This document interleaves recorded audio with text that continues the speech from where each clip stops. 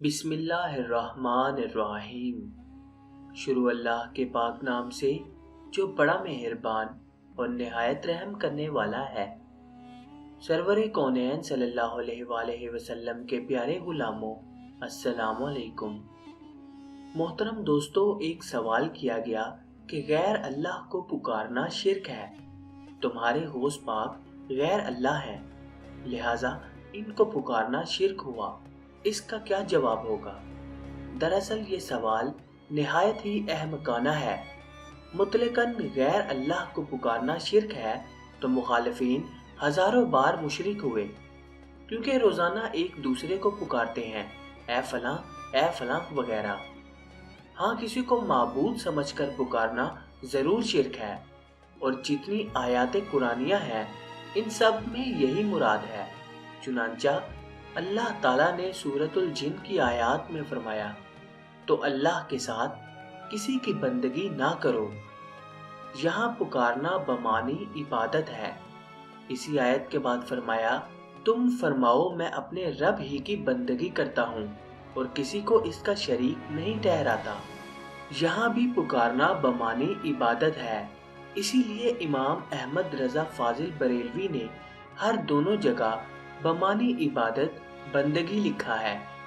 اس طرح جلالین میں ایسے مقامات پر دعا بمعنی عبادت لکھا ہے، بلکہ مفسرین نے قاعدہ لکھا ہے جہاں دعا پکارنے کے بعد معبودان باطلہ کا ذکر ہو، وہاں دعا پکارنے کے معنی عبادت ہے۔ اس کی تفصیل احسن البیان اور مستقل رسالہ فضل اللہ فی فرق من دون اللہ و محبوب اللہ میں پڑھیے۔ شاہد ہے کہ یہ لوگ بات بات پر مسلمانوں کو مشرک بناتے ہیں۔ یہ دراصل حضور سرور عالم صلی اللہ علیہ وآلہ وسلم کا معجزہ ہے، جو صدیوں پہلے نبی پاک صلی اللہ علیہ وآلہ وسلم نے ایسے لوگوں کی خبر دی کہ ایسے لوگ پیدا ہوں گے جو مسلمانوں کو مشرک بناتے پھریں گے۔ بخاری شریف میں ہے کہ حضرت امام بخاری رحمۃ اللہ تعالی علیہ فرماتے ہیں کہ حضرت عبداللہ بن عمر رضی اللہ تعالیٰ عنہما خارجیوں کو تمام خلق خدا سے شریر قرار دیتے تھے اور فرماتے تھے، انہوں نے کافروں کے بارے میں نازل ہونے والی آیات مومنوں پر چسپاں کی۔ اس سے مزید وضاحت ملاحظہ ہو۔ مندرجہ ذیل حدیث وہابیوں دیوبندیوں کے متمدع علیہ مفسر ابن کثیر نے سورۃ الاعراف کی آیت نمبر 175 کی تفسیر میں حدیث لکھی ہے۔ ترجمہ: حضرت حذیفہ بن یمان رضی اللہ تعالیٰ عنہ نے بیان فرمایا کہ رسول اللہ صلی اللہ علیہ وآلہ وسلم نے فرمایا کہ مجھے تم پر اس شخص کا ڈر ہے جو قرآن پڑھے گا۔ جب اس پر قرآن کی رونق آ جائے گی اور اسلام کی چادر اس نے اوڑھ لی ہوگی تو اسے اللہ جدھر چاہے گا بہکا دے گا۔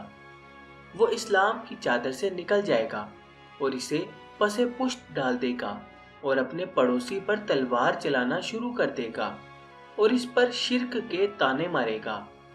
راوی کہتے ہیں کہ میں نے عرض کیا، اے اللہ کے نبی صلی اللہ علیہ وآلہ وسلم، شرک کا زیادہ حقدار کون ہوگا، جس پر شرک کی تہمت لگائی جائے گی یا شرک کی تہمت لگانے والا؟